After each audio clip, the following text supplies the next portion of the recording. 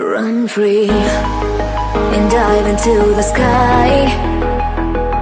Hear the wind crying out its prayer. Why are we so ashamed to be alive? Break the chains and our freedom's ours to take.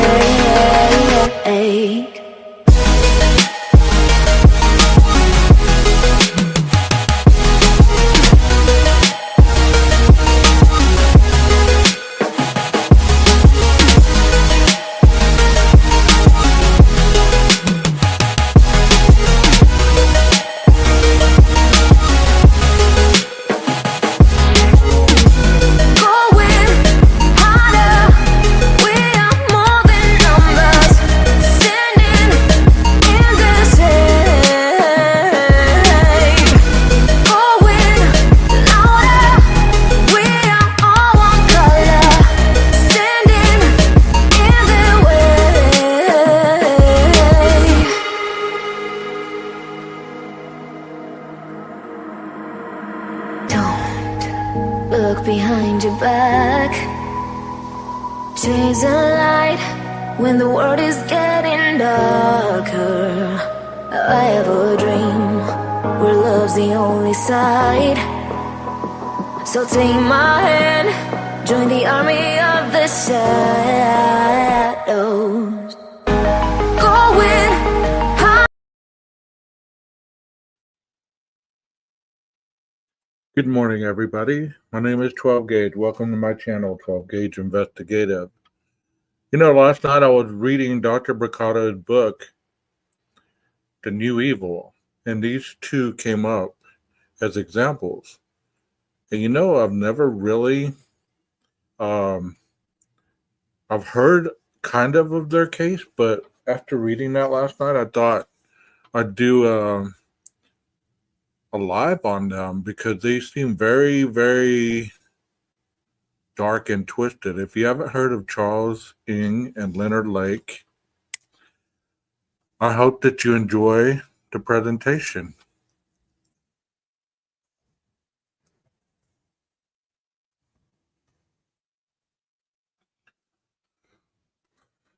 So here we go.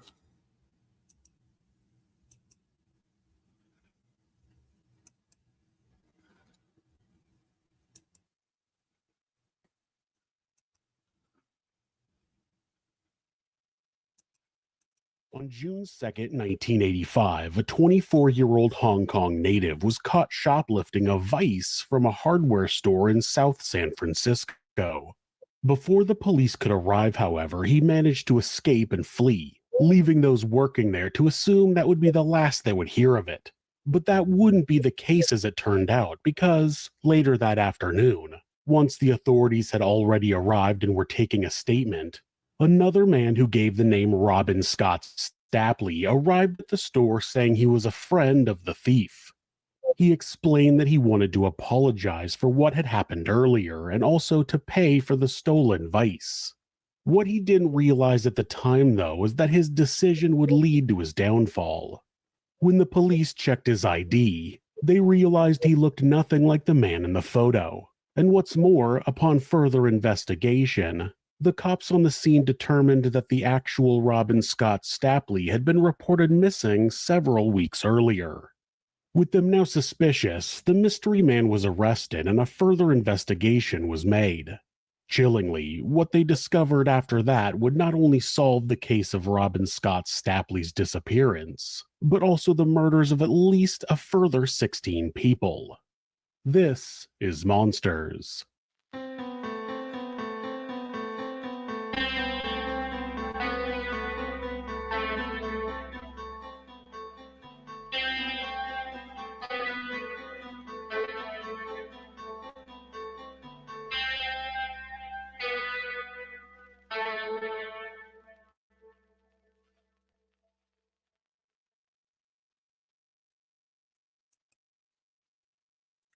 So last night, as I was reading, like I said, Dr. Bricato's book, it was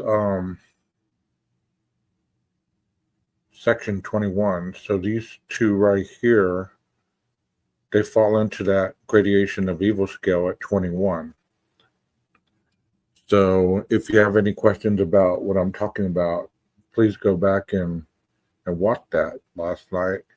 It is The New Evil by Dr. Bricado. The two men who had been to the hardware store on that day, both the thief and the liar, were indeed in cahoots. It was only through their combined efforts that they had ultimately been able to do as much damage as they had. Leonard Lake was born on October 29, 1945 in San Francisco, California. After the first 6 years of his life had been filled with a household full of people who always seemed to be arguing, his parents would finally decide to get divorced in 1951. Unfortunately for Leonard and his siblings, though, at this point, neither of their parents wanted the responsibility of looking after them. So instead, the kids were all sent over to their maternal grandmother's house where they spent the rest of their childhoods. While this might have, at first glance, appeared to be a far more stable environment, it was actually where the real problems began for Leonard. Despite being regarded as a pretty bright kid who could have had the world at his feet if he chose to apply himself, he understandably developed some abandonment issues during this time. Perhaps this was what led him to feeling a stronger connection to his sisters, as he didn't want to lose them as well. The only problem with that, though, was that his connection to his sisters was a little too close by most people's standards, as he would often photograph them in the nude. In his defense, it wasn't as if his grandmother discouraged the behavior. No, for some reason... Okay, so this is where it all started. I mean, this is kind of like what was discussed last night. It's his odd behavior towards his family, and it even gets even darker. She actually chose to push her grandson to continue doing it. So with that, as he got deeper and deeper into the routine and the various things he could do with photography of the nude body, he began to develop an obsession with pornography as a whole. At a certain point, that would see him become less caring of his sisters as family members, with him instead seeing them as more of a tool to serve his interests. That was why, pretty soon, he was extorting them in order to get them to perform sexual acts on him too, as his obsession with porn only grew worse and worse. But incest wasn't the only dark interest Leonard was becoming focused on by the time his teenage years came around, because he also developed a fascination with death and corpses. For him, this meant collecting mice, killing them, and then... Well, I didn't know that the grandma was kind of influencing it. The way it read last night, it's like the grandma was appalled by it. Kind of explains why he went and got in her bed, totally naked. It also said he was killing mice just now. Dissolving their bodies with chemicals as to see how they would react to the process. That's right, it was getting pretty intense by then, but this was only half of the story. The rest we'll get to in a few minutes. Across the Pacific Ocean in British-controlled Hong Kong on Christmas Eve of 1960, Charles Ng, the youngest of 3 children and the only son of a wealthy business executive and his wife, was born. With this being a period of time when the country was still very much part of the British Empire, it meant there was always an English presence around the young boy while he was growing up. This made it easier for him to eventually move over to the United Kingdom as, after being arrested for shoplifting at the age of 15, his father sent him to Yorkshire, England. It was there that he was enrolled in Bentham Grammar School, a local boarding school in the area. For Charles, this was something of a relief.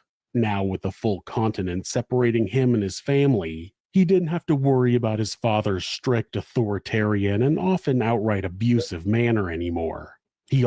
Okay, so both of these individuals came from different households. One where the father was strict and an authoritarian, and the other where it seemed like there was a lot of freedom to do as you wished. So as you can tell that, eventually these two would end up together and commit a lot of heinous crimes. Not saying that that's what started it, but it could have played a generalized beginning. Also didn't have to worry about the fact that he'd already been expelled from multiple schools in Hong Kong. With him now having been given a clean slate, he was free to start from scratch in a whole new country. Sadly, though, his emotional troubles would only end up following him over to the UK, and so, after a few months of being in Yorkshire, Charles once again found himself getting expelled, this time for stealing from other students. Needless to say, this did not make his father happy, and when the young boy returned to Hong Kong, he would only grow more abusive. In his mind, this was the best way to knock his son into shape. Controlling children with violence doesn't usually work out so well, though. One of the things Charles's father even considered at that point was trying to enlist his son into the military, but as he was still too young to do so, that option was placed on the back burner for the time being. It was, however, an option for Leonard Lake as, back over the Pacific in San Francisco, he had graduated from Balboa High School. After that, he came to the decision that the best thing for him was to enlist in the United States Marine Corps. Given his fascination with some of the darker aspects of life, it only felt natural to put himself into a position where he was likely to see death every day. After all, it was 1964, so the US was just about to enter the Vietnam War, a conflict where, rather than reigning victorious with ease as the United States government had boasted they would, the US military would struggle to survive against the local populace and their more elemental battle methods. So that makes a lot of sense. He wanted to get into the military so that he could embellish his darkest desires. In what may have been a slight disappointment for Leonard, though, after enlisting and completing basic training, he would never get to directly involve himself in any face-to-face combat. Rather than being a frontline Marine, he instead served 2 tours out east as a radar electronics technician. It was also around that time that his psychological issues first came to the attention of those around him. Upon noticing his increasingly strange behavior while stationed in Da Nang, his superiors would order him to get a psych evaluation. Of course, during this evaluation, the state of his mental health was explored in full. While he didn't disclose to doctors all the details of his more taboo interests, what they learned was enough for them to diagnose him as suffering from schizoid personality disorder, a form of schizophrenia. And that's what we were talking about last night. And as I mentioned last night, I don't know enough about the mental health arena to really give you much insight on that. But if you want to learn more on schizoid or schizophrenic personality disorder, you can always Google it, go to WebMD or any of those websites and find out a lot more about it. After that diagnosis, Leonard was given a round of psychotherapy and, after he was still deemed unfit to serve, he was awarded a medical discharge from the Marines in 1971. With nowhere else to go, Leonard returned stateside where he settled in San Jose and hoped to get his life back on track by enrolling himself at San Jose State University. Unfortunately, though, his time at this institution would prove to be short-lived because, after becoming fully enamored with the hippie lifestyle and all the drugs and decadence which came along with it, Leonard dropped out of school and moved to a commune in San Francisco where he spent the next few years. At least initially, this proved to be a good decision. After all, not only did the positive atmosphere help to curb some of his more sadistic interests, but he also met a woman there who he quickly fell in love with. By 1975, the two were married. Of course, this marriage didn't last long. You ever notice how these individuals, they find a partner, they get married, and it's almost like they're able to disguise their darkest points in life. And then the true person comes out and the marriage dissolves. It's very interesting how they're able to compartmentalize their issues and not show them early on in the relationship, but as it goes on, they're able to unravel, so to speak. Now, Leonard's fascination with pornography had returned to the forefront, and at this point, it had grown to also include an interest in bondage and sadomasochism.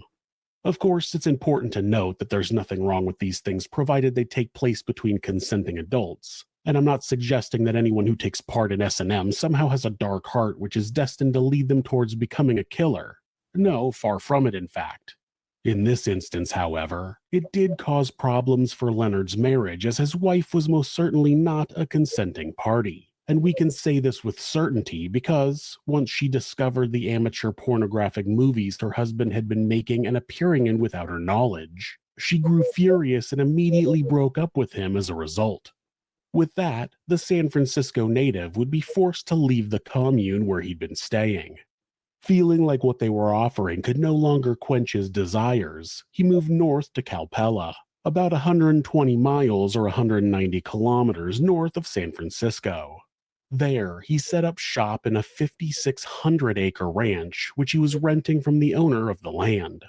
It was while there that he met a woman who was more in tune with his interests, a woman named Clarilyn Balaj, or Cricket to her friends. In fact, so in tune would Cricket be with Leonard that the two quickly fell in love and got married. This time, the marriage would be more successful as Leonard didn't have to worry about hiding his sexual desires. No, he could be quite open about them with her, as Cricket turned out to share many of the same fantasies. And if there were any he had which she didn't share, she was only too willing to indulge him in them anyway. Okay, so that's the cure to it. You find somebody who's open to the same type of situational event that you enjoy in the bedroom, and hopefully you have a good marriage. And it seems like you finally found someone that shared his interests. Over the next few years, the two filmed and appeared in a number of pornographic movies together. But even if he was in a better relationship for what suited his needs at this point, it didn't change the fact that Leonard was still suffering from schizoid personality disorder. With him neglecting to seek any further treatment, it only meant that things would gradually get worse as time went on and his delusions were allowed to run wild. Come the late 1970s, for example, the continuation of the Cold War and the ever-existing threat of nuclear holocaust caused Leonard to become so paranoid about dying that he would begin construction of a secret bunker on the grounds of the ranch. This would carry on all the way up until the owner of the land discovered it and, not being happy with the damage done to his property, ordered Leonard to stop. While that did halt construction, it didn't do anything to halt the paranoia. No, that would only continue to get worse. While Leonard Lake was continuing to sink further into his mental health issues, back over in Hong Kong, the next stage of Charles Ng's journey would begin. For him, this meant leaving his homeland behind once more, and this time, instead of traveling to the UK, he was able to get a student visa to go to the United States. The reason he was able to do so was because he had gained entry to the College of Notre Dame in Belmont, California.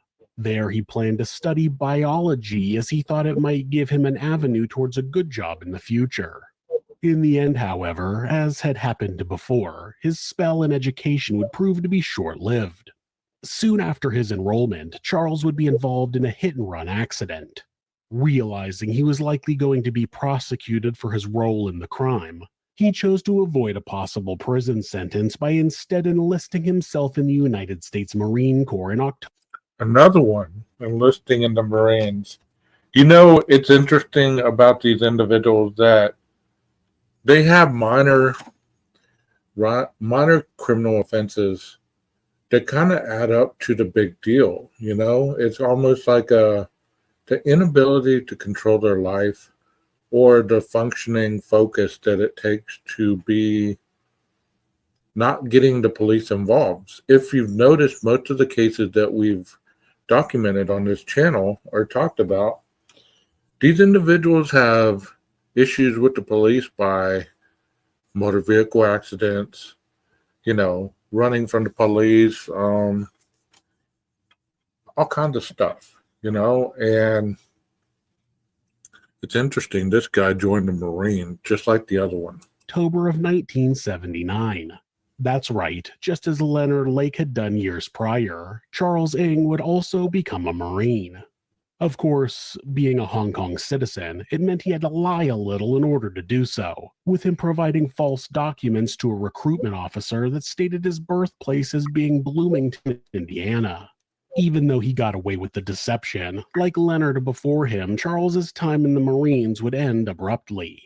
The reason for his discharge had nothing to do with the state of his mental health, though. Instead, his old ways of stealing from his peers would come back to haunt him after being caught taking automatic weapons from the Kaneohe Bay base armory without permission. Charles was arrested by military police and threatened with court-martial after less than 1 year as a Marine. Ultimately, Charles realized that this was going to be a far worse situation than the time he was merely kicked out of school and decided it would be best to just flee the area.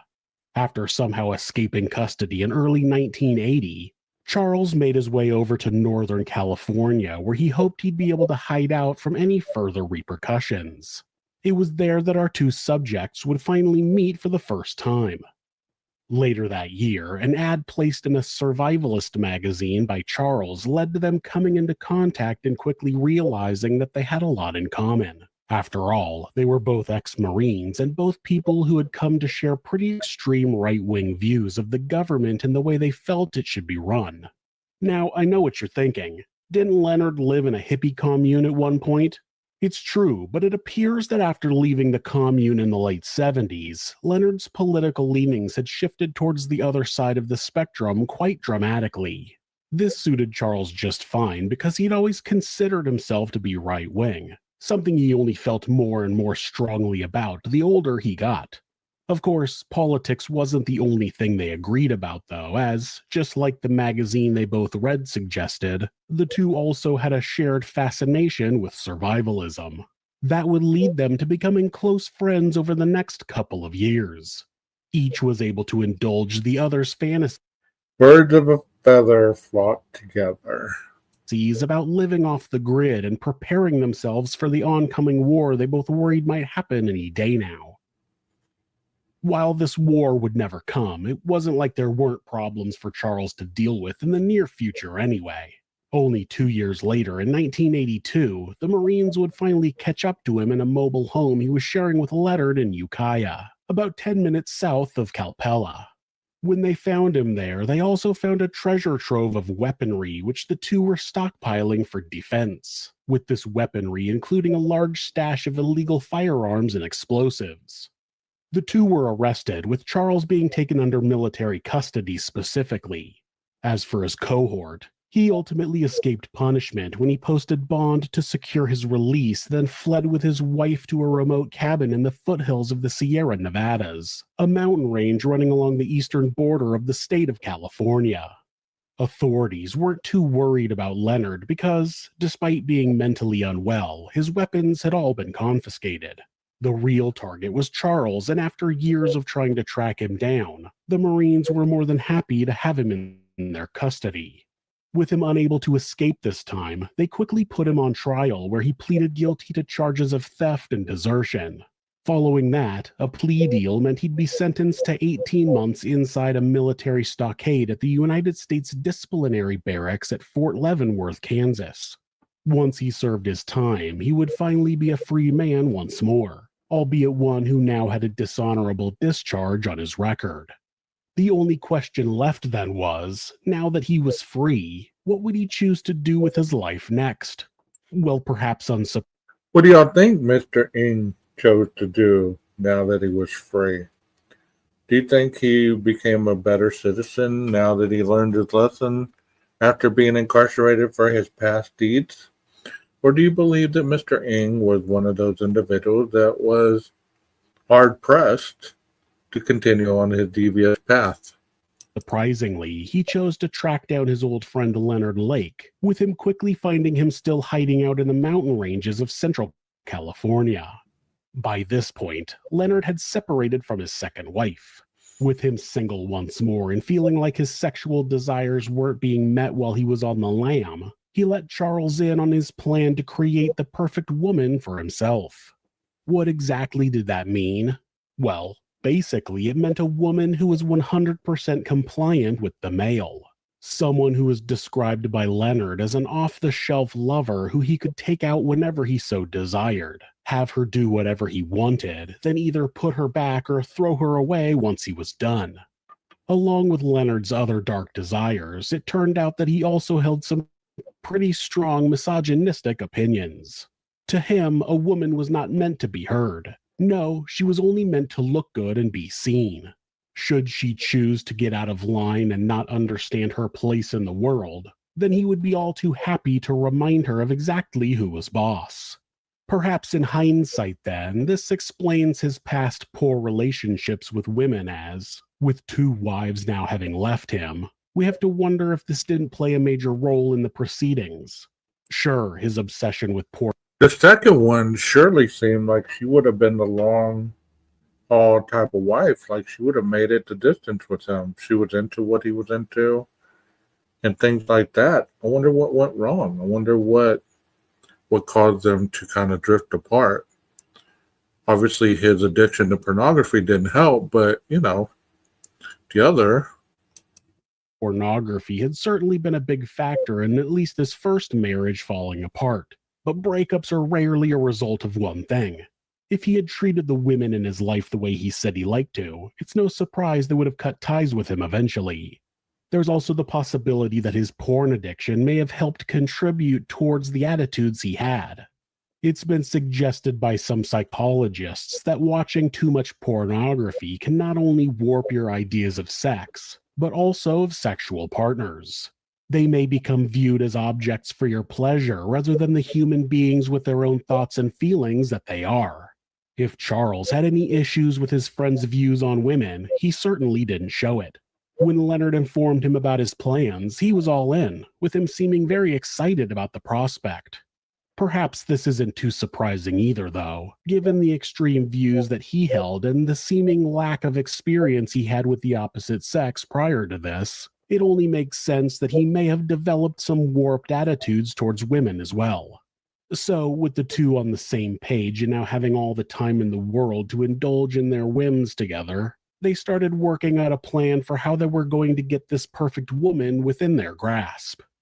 The first step in This is terrible. This is terrible to think that these two were like conspiring to get the perfect woman to be a deviant in their plan, and that she would likely just be willing and able. But it was the 70s. I mean, there was a lot of people that were exploring a lot of sexuality back then. So it was a different time. But these individuals were not just about exploration. They were on a deviant path for sure. this plan, as it happened, would be to buy a piece of remote property out in the Sierra Nevada mountains, build an underground bunker beneath it, and then set it up as their own personal rape dungeon.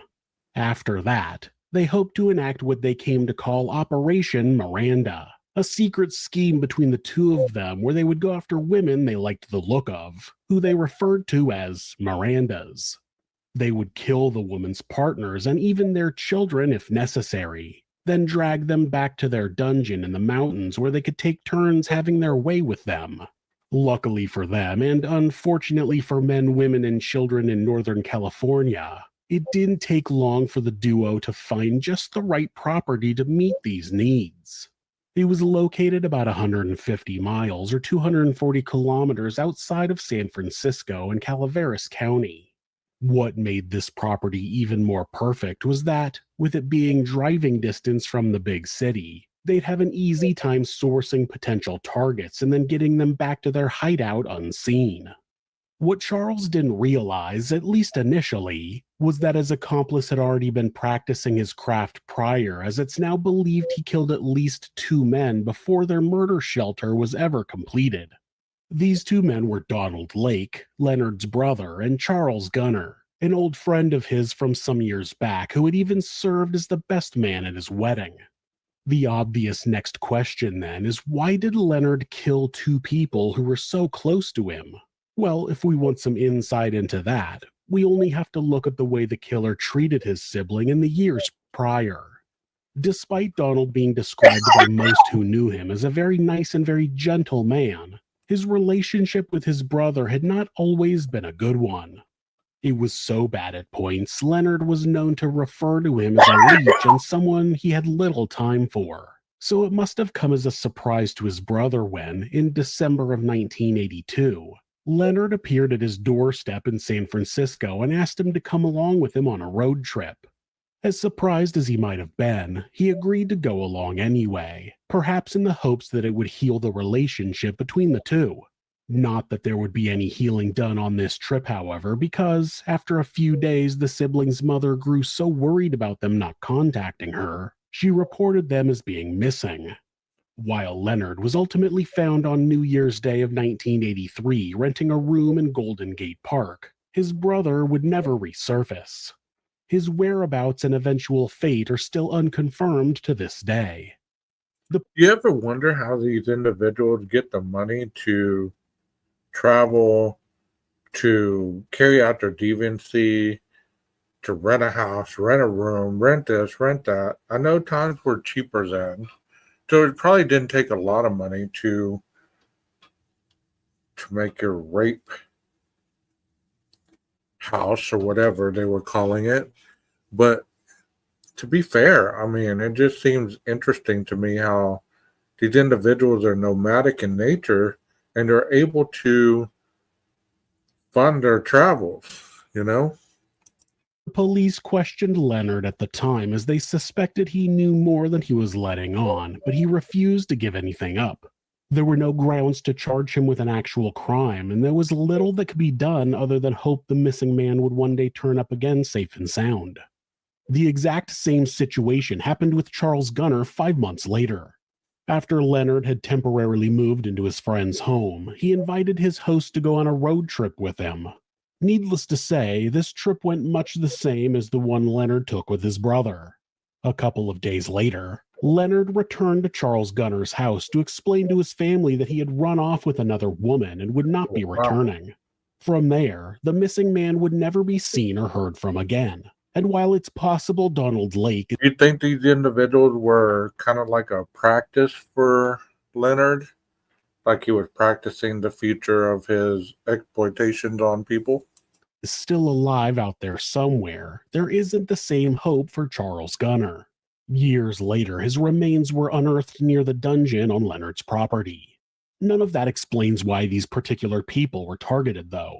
While we may never know the answer, we can at least speculate that by then, Leonard was already planning the construction of his dungeon, and so he wanted some targets to practice on.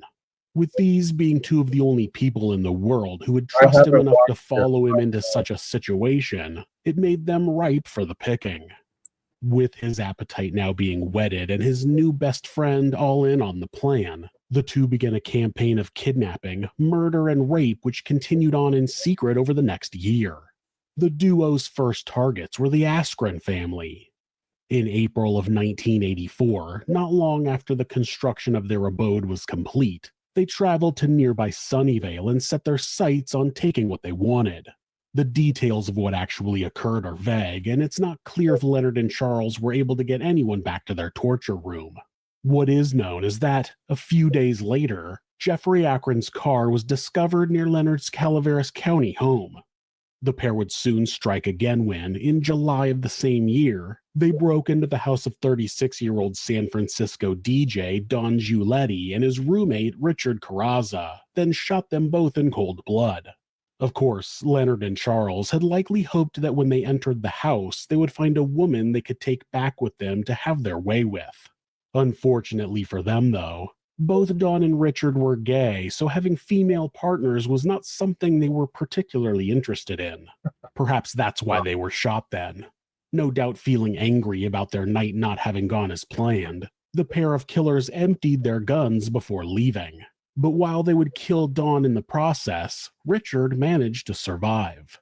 When he was later asked to describe the person who shot him, he gave police the details of a small Chinese man wearing prescription glasses. Sadly, at that point, that wasn't enough to lead the cops to the door of Charles Eng. No, there just wasn't enough suspicion on him by that point, so investigators had no reason to connect the description to Charles. He managed to get a full-time job at a moving company located in the Bay Area soon after. That would give him plenty of opportunities to scout out more potential targets, with the next of them being the... I don't know about you, but I think Charles would be easy to spot. Like, you know, those glasses might give him away. You know what I'm saying? Like, he just doesn't look like he'd be an individual that'd be hard to miss. His hair's kind of unkept, and the glasses he's wearing are, they're very distinctive. So I think he would be easy to kind of catch, but I could be wrong. What do y'all think?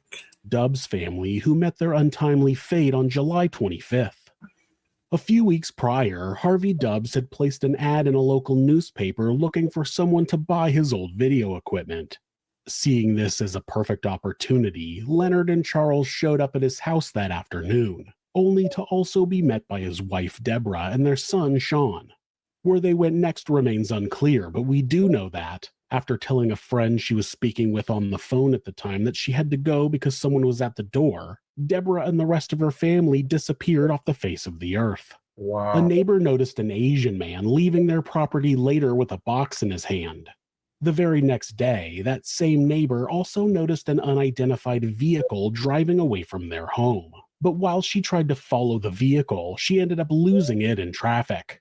That likely meant that any opportunity there was to save the Dubs family had been firmly lost. Not that it would have been the end of their story yet, though, because later that day, a man identifying himself as Jim Bright called Harvey Dubs' employer and explained the family had moved to Washington. When the employer became suspicious and wanted to find out more about the man he was talking to, the call abruptly ended. It's very likely that by the time the call was made, Harvey and his 1-year-old son Sean had already been killed. It's equally... That is terrible. That is terrible. I mean, like I said, it was the early 70s, early 80s, or late 70s, early 80s. And these things, there wasn't any caller ID, there wasn't any Star 69, any of that stuff going on. So you couldn't very well call the person back or even get their number most of the time. And I guess this is a photo of their torture cabin type place, their dungeon. As you can see, there's a couple of vices right there. There's a lot of stuff hanging up on the wall over here. It's like a door above here, so I don't know if this is underground or what it is. And this looks like a door over here. Looks like a kind of like a treasure chest type thing. And some bags of some sort. Just very creepy looking. Likely that, after that, Deborah was subjected to a potentially days-long horror session of rape and physical abuse, with her life eventually being snuffed out unceremoniously as well. Still, though, this wouldn't satiate the two killers' desires, and so as the months went on, they continued in the same manner, always on the search for new victims. While sometimes this would lead to them finding a new woman to use for their sordid needs, other times things wouldn't go quite as planned, and rather than having a rape victim to take back home with them, they'd have to settle for a simple murder instead. That's what happened in October of 1984, when Randy Jacobson disappeared from his home in Haight-Ashbury not long after becoming involved in a business deal with Leonard. It's also what happened just 1 month later when, on November 2nd, a 40-year-old used car dealer in San Francisco named Paul Cosner disappeared along with the orange 1980 Honda Prelude he'd hoped to sell that evening. In fact, before he left home, he told his fiancée that he'd finally found a buyer for the car he'd been trying to get rid of for quite some time. So when he left to go meet the buyer, his fiancée thought nothing of it and instead went back to watching television. After an hour or two had passed and he hadn't returned, however, she began to grow concerned, especially since Paul was only supposed to be gone for a half an hour at most. When she thought back to what he had told her before he left, she grew even more concerned as she recalled him describing the buyer as being weird. After that, the police had no luck in finding Paul or Randy, just as they would have no luck finding Clifford Parent II either when he went missing on January 20th, 1985. In his case, though, there was a more direct connection with his killers as he'd been a co-worker of Charles's at the Dennis Moving Company in San Francisco. Given the fact So they're abducting these men, but I thought their plan was to kill the men and abduct women? Where did it shift? I mean, where did it go wrong? Two were often known to argue at work. It was easy to see why Charles would have targeted him. He likely felt like he wanted to take some revenge on him in the only way he knew how.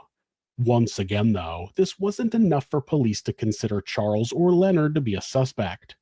As the days and weeks went on and there remained no sign of Clifford, Charles continued to go about his business with no one being the wiser.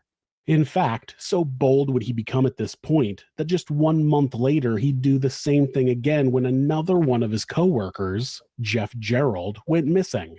To make matters even more blatant this time, the last anyone heard from him would be on February 24th when he told his family he was going over to Charles's house to help him move. Even with this mounting evidence implicating at least one of the killers in the growing list of crimes, the authorities still didn't seem to take any particular interest in him. Hell, as far as they were concerned, there was no reason to believe any of these disappearances were connected at all. Of course, with hindsight being 2020, it's easy to see how they were wrong in this assumption, but with there being so many disappearances happening in the Bay Area at any given time, these just didn't stand out in the grand scheme of things. No, they'd only be a small piece of a much bigger problem the cops were regularly being forced to deal with. This meant that, when the next two disappearances happened on April 12th and April 19th, they would largely go unnoticed. Who were these two victims? They were Michael Carroll and Kathleen Allen, a young couple aged 23 and 18 respectively, who, having fallen on hard times, had taken to staying at a local motel in the San Francisco area. It was while they were living there on the evening of the former date that Michael informed his partner that he had to go out for a while and would return the next morning. Needless to say, he never did come back, and after a few days had passed, Kathleen received a surprise phone call while at work at a Safeway grocery store. On the call, an unidentified male voice told her that she had to come quickly as her boyfriend had been involved in a shooting. Panicking and wanting to make sure Michael was safe, she told her boss she had to leave and that she would be back as soon as she could. Quickly after that, though, she was seen in the parking lot talking to a bearded man, someone whose car she then got into. Them driving off marked the last time anyone ever would see her, too. Despite the best efforts of the authorities, no one was ever able to track her or her boyfriend down. For as bad as this was, it was nothing in comparison to the next disappearance, which later would become associated with Leonard and Charles. On April 19th, 1985, at the same... What do y'all think about this so far? It's quite interesting, but it's kind of, at the same time, it's kind of, it's difficult to really imagine that these two would be able to get away with this stuff for so long without being caught. You know, it's like the police wasn't really, they weren't really interested in either one of them. What do y'all think? Give me some feedback. Time they were convincing Kathleen Allen to get in the car with them, they had already set their sights on 4 more people. This group, which included 27-year-old Lonnie Bond, his partner, 19-year-old Brenda O'Connor, their son, 2-year-old Lonnie Bond Jr., and their friend, 26-year-old Robin Scott Stapley, would all fall prey to the killers on that very same day. In their case, it wouldn't be a direct association with Charles which led to their downfall, though.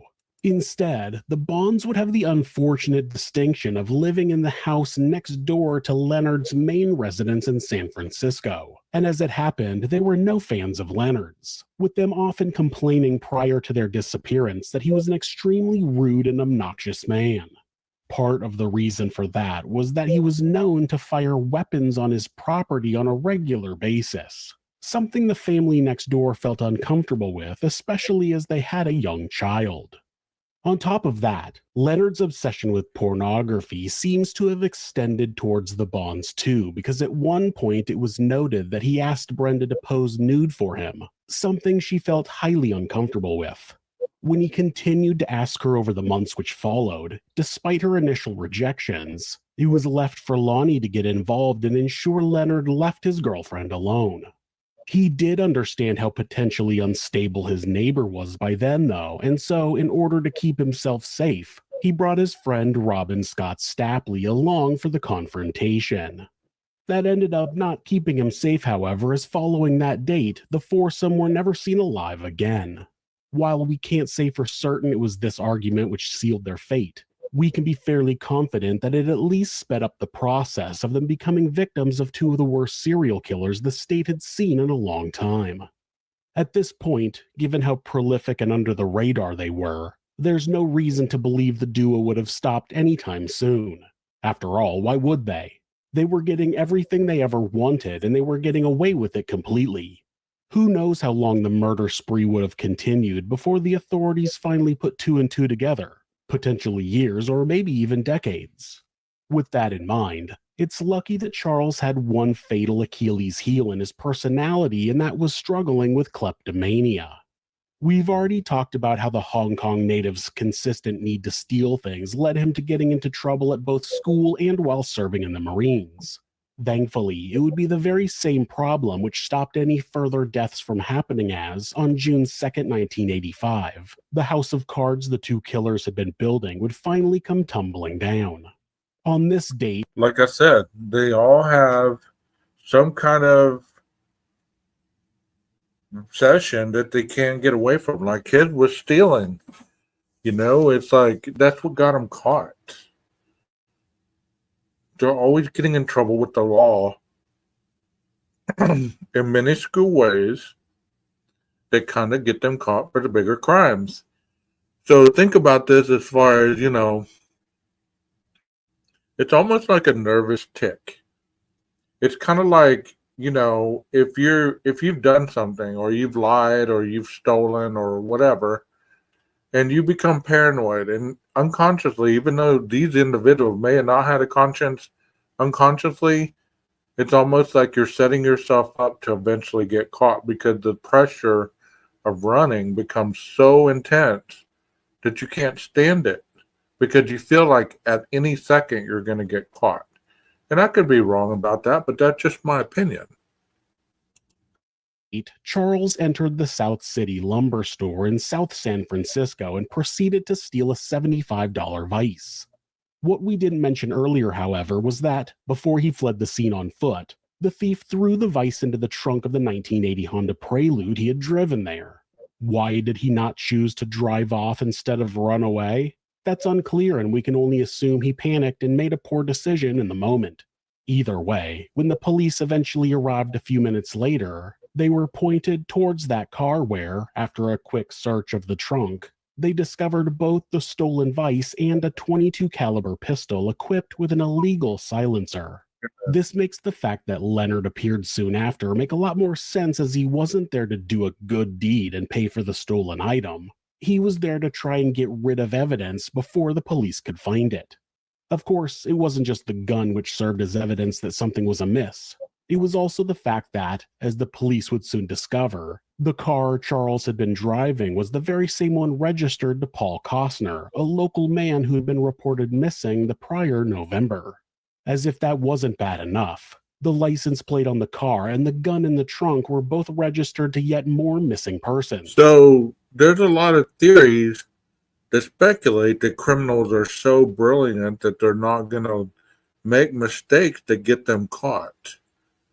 Look at the correlation of mistakes this individual made just by stealing.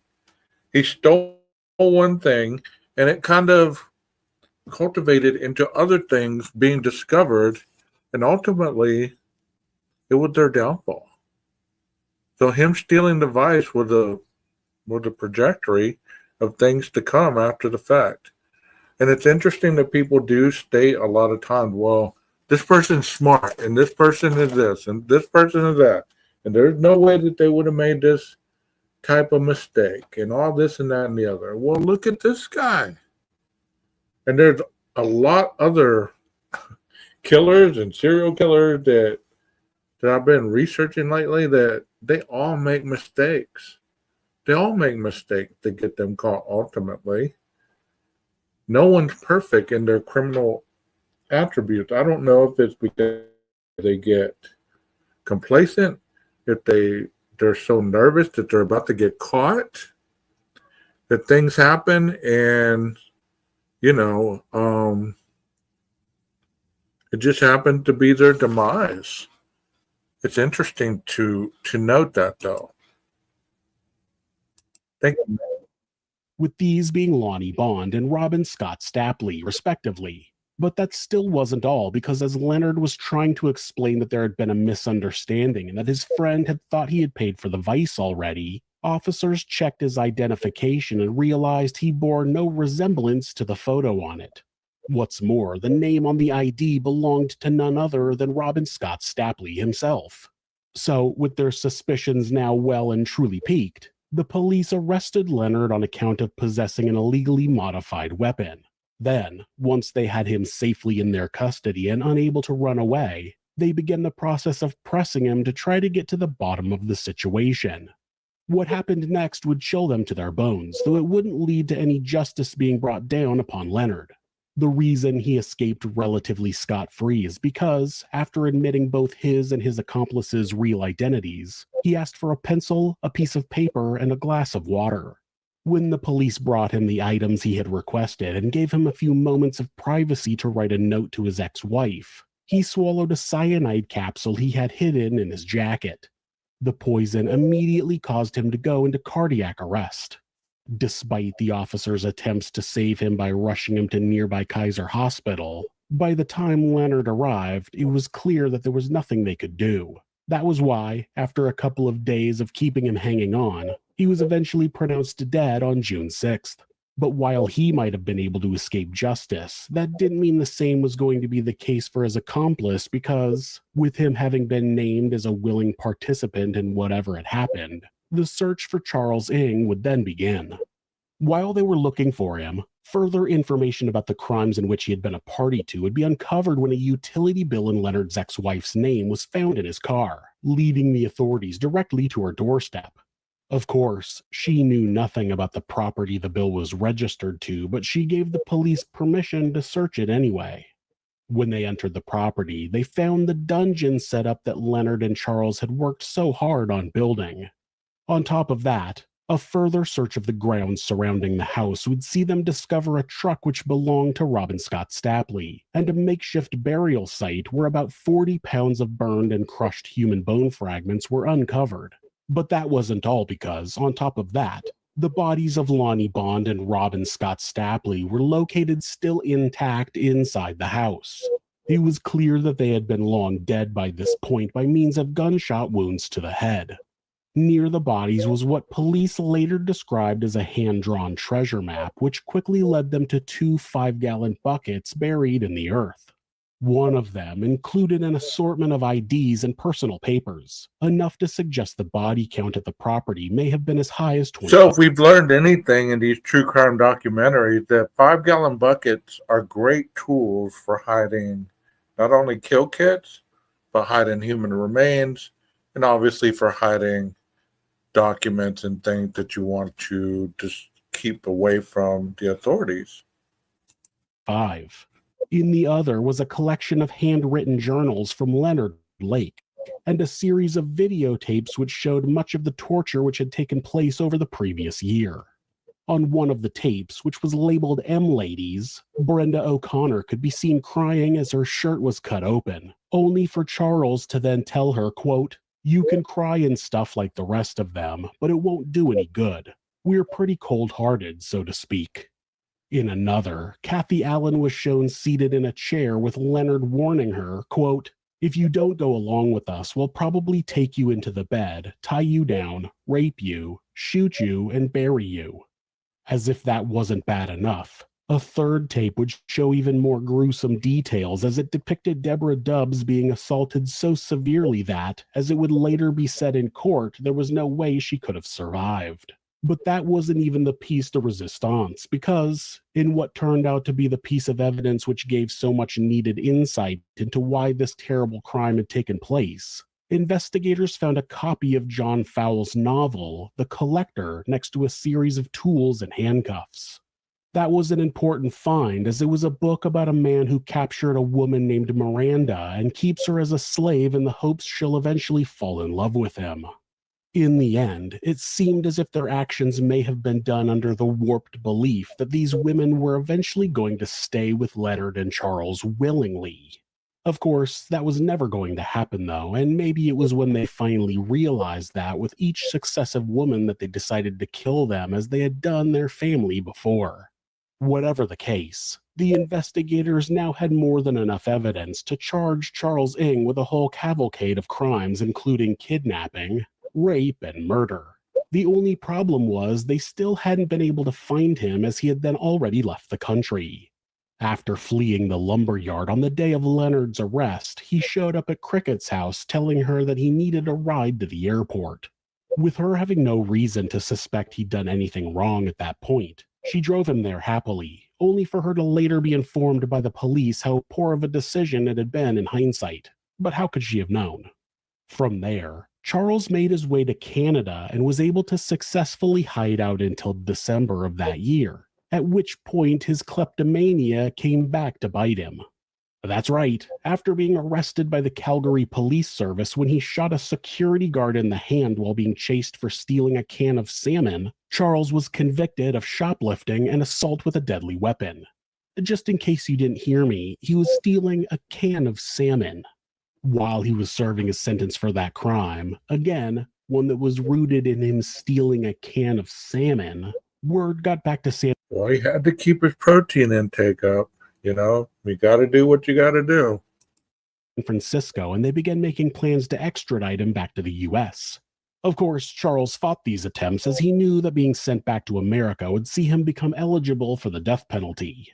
When his extradition was eventually approved, his heart must have sunk as he knew exactly what was to come.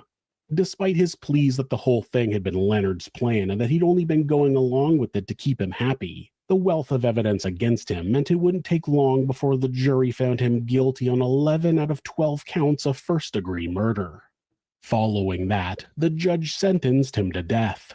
He took particular care to note Charles's culpability in stating, quote, Mr. Ng was not under any duress, nor does the evidence support that he was under the domination of Leonard Lake.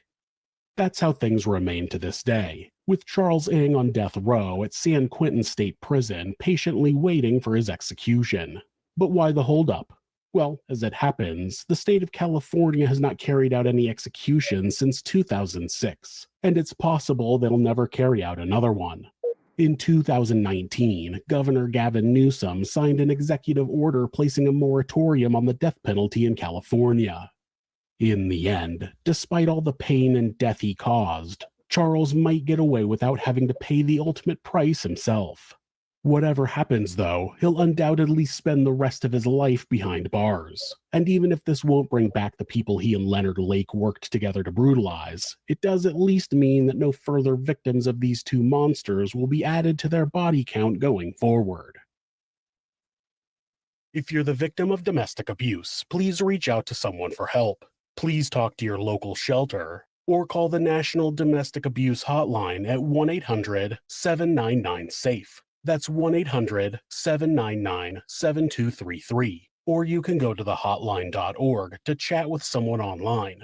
This website is set up so that at any time, hitting the escape key twice will take you to a Google search page. That way, if your abuser is nearby, you won't get caught seeking help. If you're having feelings of harming yourself or someone else, or even just need someone to talk to, please contact your local mental health facility, call 911, or call the National Suicide Prevention Hotline by simply dialing 988 in the United States. They're available 24 hours a day, 7 days a week, and will talk to you about any mental health issue you may be facing. Thanks so much for letting me tell you this story. If you enjoyed it, subscribe on whatever platform you're on, hit like, rate us, or leave us a comment. Yes, please go and click like and subscribe to This Is Monsters. That's an awesome rendition of Leonard Lake and Charles Ng. Now I'm going to show you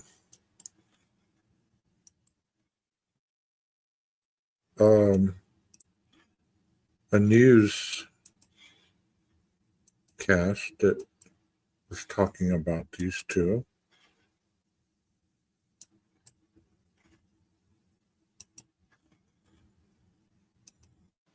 As the Charles Ng trial finally gets underway. A break in the deputies who used pepper spray on logging protesters. From the East Bay in Oakland, police cadets plan to walk BART riders to Southern California courtroom today as the trial of accused mass murderer Charles Ng got underway. The 37-year-old Ng allegedly tortured and killed a dozen people in a cabin in the Sierra Nevadas in the 1980s. During opening statements, defense attorneys told jurors it was Ng's friend Leonard Lake that committed the crimes, but the prosecution played graphic videotapes seized at Ng's apartment, including one showing a man who appeared to be cutting the defendant, cutting away the shirt and bra of a victim, Kathleen Allen. The pictures are very disturbing, to say the least. Prosecutors then described in detail how the victims were murdered. That they each showed gunshot wounds, that after each of them, the hands were bound behind the back. Now, the defense in this case is really simple,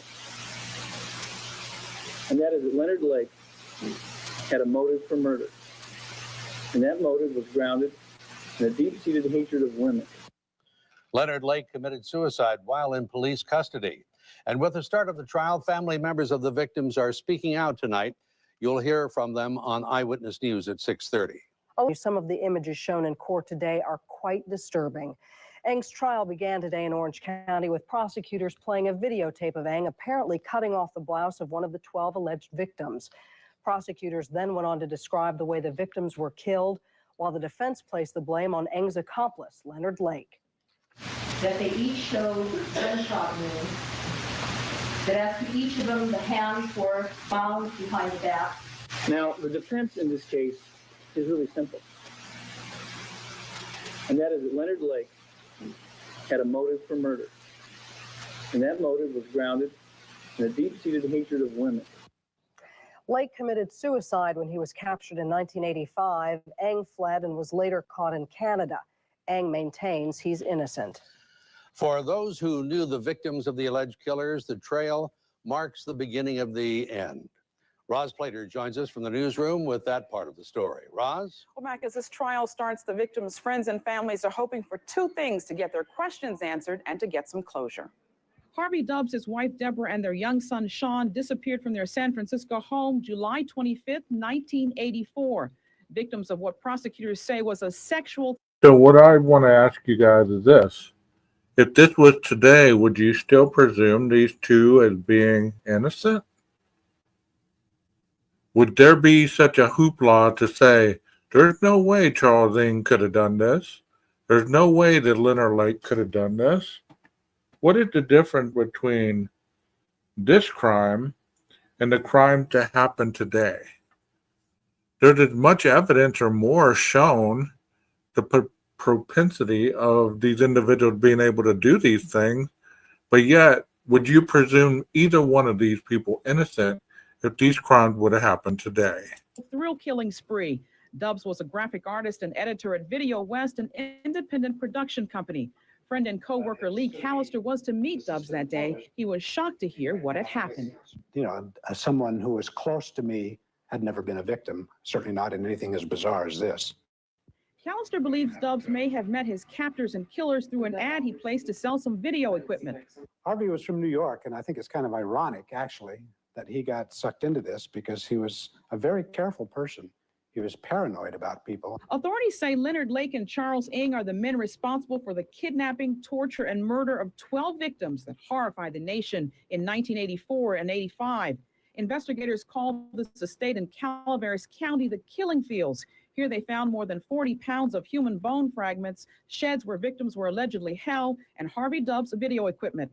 Police caught Ng and Lake in June of 1985, allegedly trying to steal from a South San Francisco store. Lake killed himself while in police custody by swallowing a cyanide pill. Ng fled and was captured in Canada. It took 6 years to get him returned to California to stand trial. In another 7 years of delays, Ng has gone through 3 judges, a change of venue, and 8 attorneys. I mean, I feel cheated. I feel cheated that Leonard Lake immediately popped a cyanide pill and took the easy way out. And I feel cheated that Ng has run off to Canada. And, you know, like I say, I'm particularly annoyed, angry that he's managed to play the game for so long. You know, and he certainly deserves, if anyone deserves the death penalty, I would think he does. Now, Ng has always maintained his innocence in this case. Legal experts predict there is bound to be an appeal, so the case could drag out even longer. I'm Roz Plater, live from the newsroom. And that's what's interesting to me is how some of these older cases, people are quick to say, there's no way that that could have been this or that, you know, or that was this and that was that, and they were guilty, obviously. But some of these modern cases, they can't see the same type of situation potentially happening and advocating for innocence nonstop. Can you imagine people in 2025, if this would have happened in 2025, people saying, they're presumed innocent. There's no way police planted those bones there. They planted all that body matter that they found in those fields. Police planted them. It was the corrupt cops that did it. There's no way that that would have happened. It's just interesting to me that how time shifts regarding murder cases, and this was a death penalty case.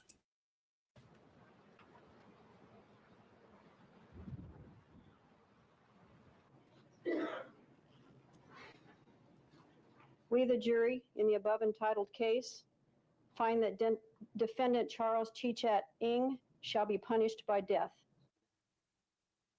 Oh, I swear to God, did you think at the last minute it was all over? I saw your face and that is just. Thank you. I feel absolutely ecstatic because it happened. After 14 years and 2 weeks, it's finally come to a conclusion. Let the judge do his piece, and then we're there.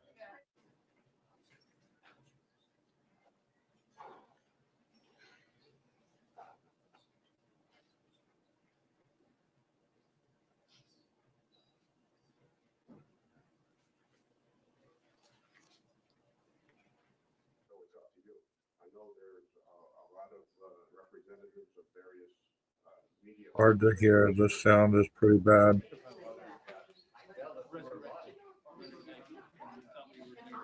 I think he's just probably resigned to, you know, we don't expect Judge Ryan to overturn the jury's verdict.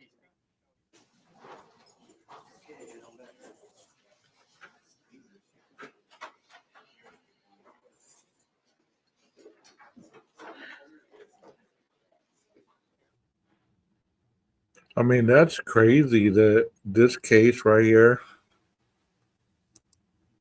you know, true crime is true crime, regardless of individuals saying, well, this is not the same crime. One was a stabbing, one was shooting, one was this, one was that. You know, people dying are people dying. It doesn't matter how they die. They die at the hands of these individuals that kill them. You know, it's just terrible that some of these cases have been overlooked and not even, you know, taken as horrendous as they were. I think that's all I have for you today. But I hope you enjoyed this. As graphic, as unnerving as it is, I hope you guys enjoyed it and continue to come back and give my channel a chance. There's plenty of other videos in the library you can go and check out. Different types of individuals that I've highlighted to commentate on. Eileen Warnos. There's a lot of other ones I can't even think off the top of my head, but go take a look. I'm sure that you can browse in there for hours. Yes, you're right. What had desensitized us? I don't have a clue, Mickey. I really don't. I believe that some people are desensitized, such as yourself and other people in this chat and other chat that I go to.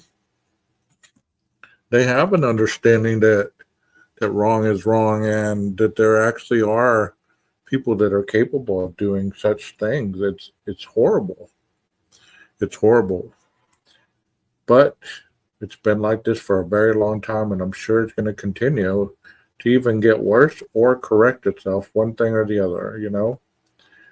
These killers seem to be very, very methodical, very calm, you know.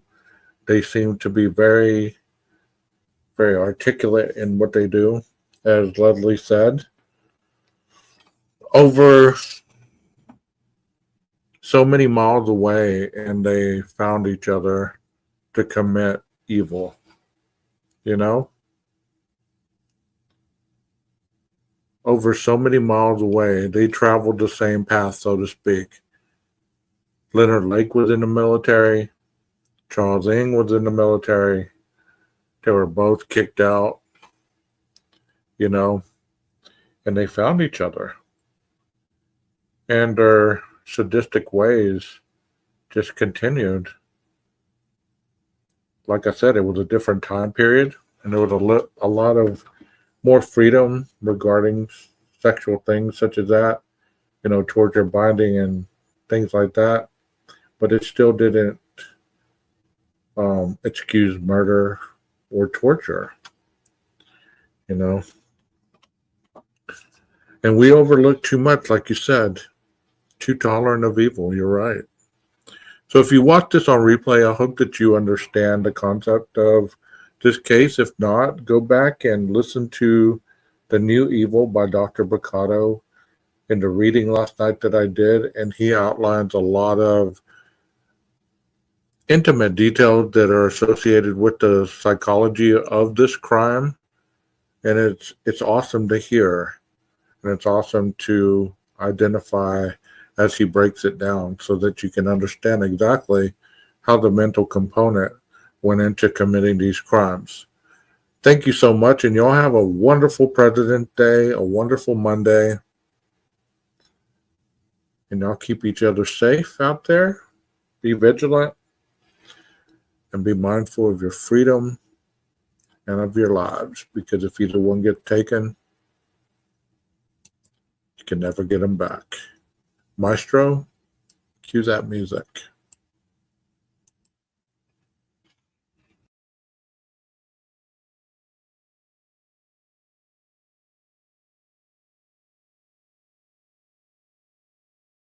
No call.